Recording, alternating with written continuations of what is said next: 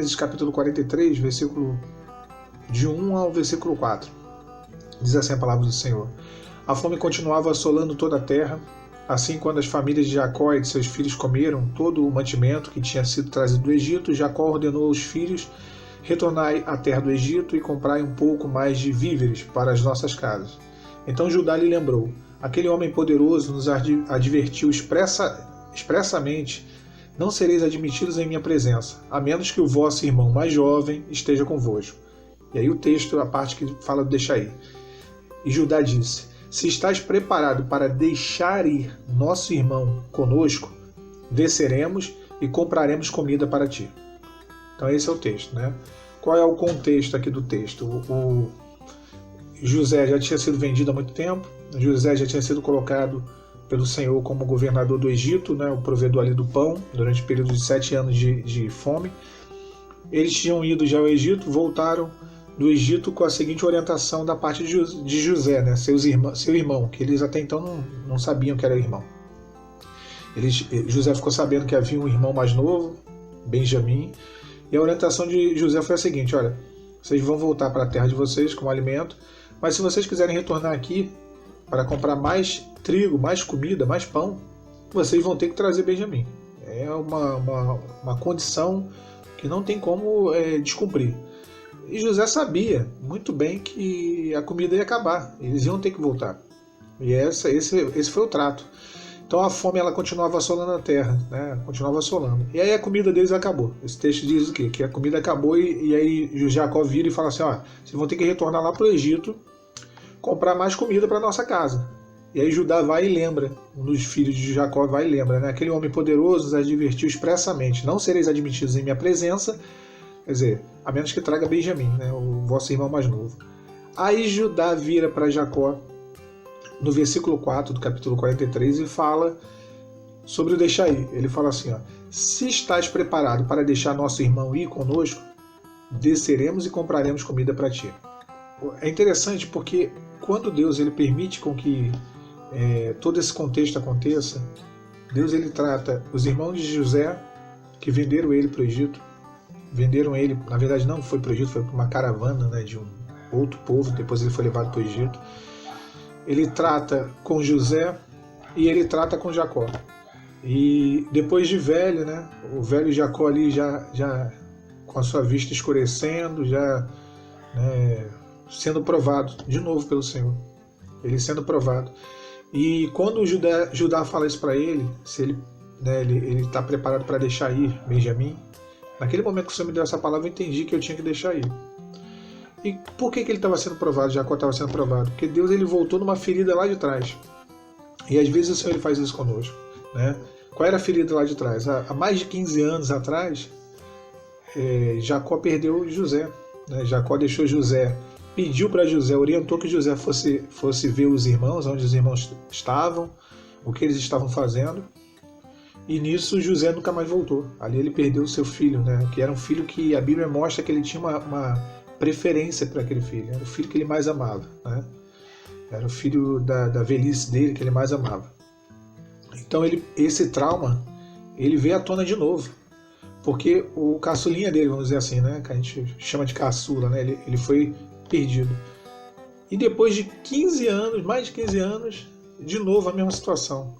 E aí Judá vai e fala: olha, a gente só vai poder voltar à presença daquele homem, que era José, né? Que eles não sabiam até então, ninguém sabia, só Deus sabia. Só poderemos voltar à presença daquele homem se levar o nosso irmão mais novo, que é Benjamim.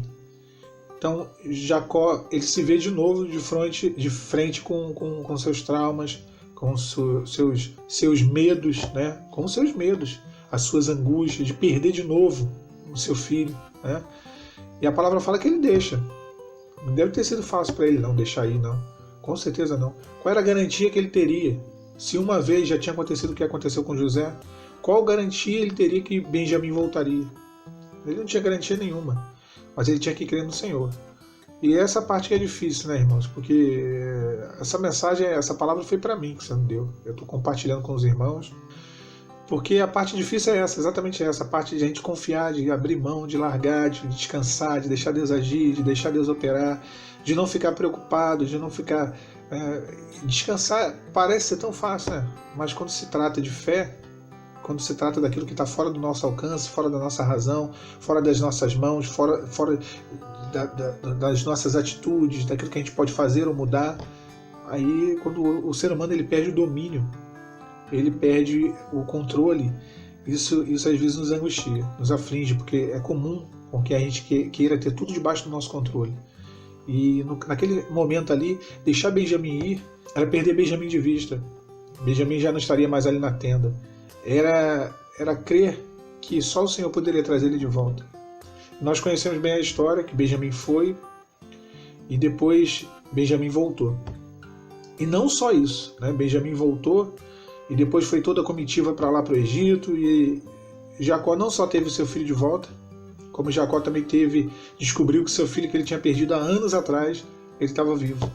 Então Deus ele não só fez aquilo que ele queria, que era ter de volta o seu filho amado Benjamim, que voltasse, que ele deixou ir e Deus trouxe de volta, mas ele descobriu que o seu filho José, que era o filho que ele tinha há muito tempo perdido, era algo impossível que José tivesse vivo. Ele descobriu que o governador do Egito era o filho dele. Então a palavra ela diz lá no Novo Testamento que Deus, o Senhor ele é poderoso para nos conceder infinitamente mais do que pedimos ou do que pensamos, segundo o poder dele que em nós opera. Então Deus ele tem poder, ele nos concede mais do que a gente pede, mais do que a gente pensa. Talvez o pedido de Jacó fosse só que Benjamim voltasse, mas voltou Benjamim, ele ainda foi de encontro a José, se encontrou com José, quer dizer, descobriu que o governador do Egito era filho dele, né? E tudo aquilo foi feito pelo Senhor, foi um plano de Deus grandioso para a preservação da vida. Nas nossas vidas, no nosso deserto, no nosso casamento, quando o casamento nosso é destruído e para ser reconstruído, está dentro de um contexto de um projeto que vai muito além da nossa compreensão.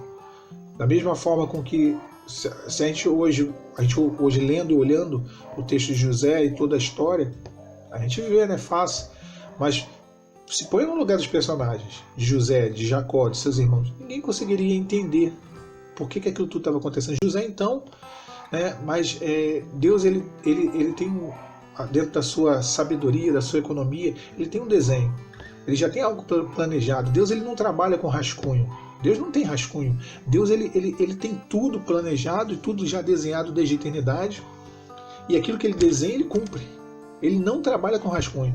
Deus ele não tem esboço, ele não faz, depois vai lá e apaga, e corrige, refaz. Deus não tem plano B. Deus tem um plano A que a gente não compreende. É por isso que Paulo diz, porque quem compreendeu os intentos do Senhor? Quem foi o seu conselheiro? Quem lhe deu primeiro a ele para que lhe seja recompensado? Não tem como compreender os intentos do Senhor. Isaías repete, acaso os caminhos do Senhor, o Senhor fala por intermédio do seu profeta Isaías, acaso os meus caminhos são tão elevados, os vossos caminhos são tão elevados quanto os meus caminhos, os vossos pensamentos tão elevados quanto os meus pensamentos? Os caminhos do Senhor são muito mais elevados do que os nossos, né? Os pensamentos do Senhor são muito mais elevados do que os nossos, né? O propósito de Deus eu tenho um irmão que cresceu comigo, um jovem, ele dizia, Deus ele não tem um propósito para todas as coisas, ele tem vários, infinitos propósitos para todas as coisas. E ele cumpre seus propósitos. Naquele momento ali se cumpriu o propósito. Então deixar aí é importante. É difícil. Olha, eu vou falar pessoalmente. Meu casamento ainda não foi restaurado, mas será, em nome de Jesus, muito em breve. E deixar aí não é fácil, não. Eu, quando comecei a aplicar o deixar aí, foi maravilhoso. Eu senti paz. Mas depois eu recebi fiquei com uma doença. E essa doença, né, uma hérnia, ela me aproximou de novo da minha esposa. Quer dizer, minha esposa se aproximou de mim. Só que ainda não era o momento de restauração. Só que essa reaproximação fez com que o deixar ir ele fosse suspenso. Essa reaproximação ela teve o propósito de Deus. Agora eu não entendi qual foi o propósito de Deus para aquela reaproximação, mas ela teve o propósito do Senhor. Mas naquele momento ali o meu deixar ir meio que acabou.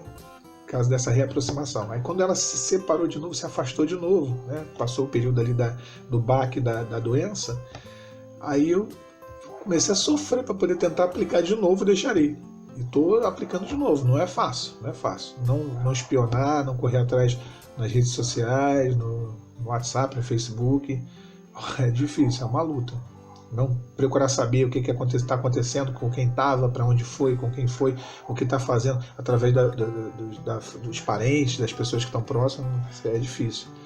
Então, fica a mensagem, a palavra, é importante deixar ali. Deus, ele cumpre os projetos dele, e a gente não entende. Não tem como entender. Nós não temos como entender. Mas Deus, ele vê todo o plano. E dentro de todo o plano, ele opera algo que é muito melhor e muito maior em nossas vidas.